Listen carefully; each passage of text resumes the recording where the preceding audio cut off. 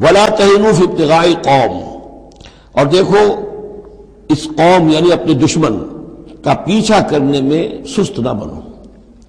اب تو یوں سمجھیے کہ جو حق و باطل کی جنگ ہے وہ آخری مرحلے کو پہنچ رہی ہے، اب آخری مرحلے پہ آ کے تھک نہ جانا۔ ولا تہنوا فی ابتغاء القوم، ان کا پیچھا کرنے میں سست مت پڑو، ہمت نہ ہارو۔ ان تکونوا تعلمون، بڑے پیارے الفاظ ہیں، اگر تمہیں کوئی تکلیف پہنچتی ہے، الم پہنچتا ہے، بے آرامی ہے، فإنہم یعلمون کما تعلمون، تو کیا انہیں نہیں پہنچتا؟ انہیں بھی تو تکلیف پہنچتی ہے، وہ بھی جنگ کر رہے ہیں، وہ بھی زخم کھاتے ہیں، ان کے بھی لوگ مر رہے ہیں، وہ ساری تکلیفیں انہیں بھی پہنچ رہی ہیں، دشمنوں کو بھی۔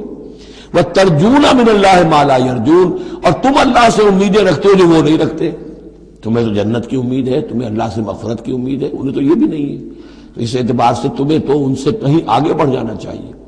جو آخری آیت تھی سورہ آل عمران کی کہ یا ایھا الذین آمنوا اصبروا وصابروا ورابطوا، ان سے تو بڑھ جانا چاہیے صبر کے اندر کہ تمہارا سہارا تو اللہ ہے، وما صبرک الا باللہ۔